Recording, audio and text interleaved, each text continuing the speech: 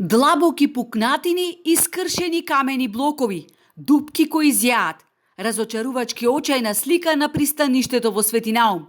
Руинирано и во крајно незавидна состојба е ова пристаниште во манастирскиот комплекс, кој е најпосетувана дестинација во Охрид. Поради тоа, сопствениците на пловни објекти бараат да се изврши негова итна санација. Не можеме, велат, со пловилата да пристанеме каде што ќе ни текне, бидејќи е ризично и многу опасно.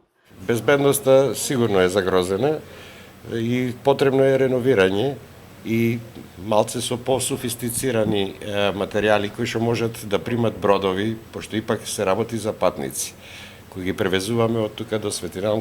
Нема ни простор, не само што не е безбедно за патниците кои ги превезуваме, него е и за тие тамо пливачите што пливаат, што се на плажа и така натака.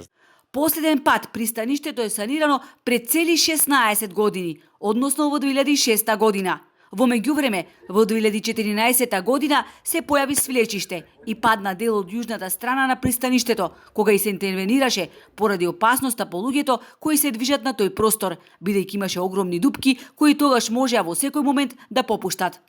Пристаништето е како пристаниште безбедно во смисол да може да се приврзуваат бродови на него. Единствена аномалија која што во овој момент ја регистрираме е неговата насипаност со песок, односно немање доволна длабочина за пристанување на повеќе бродови.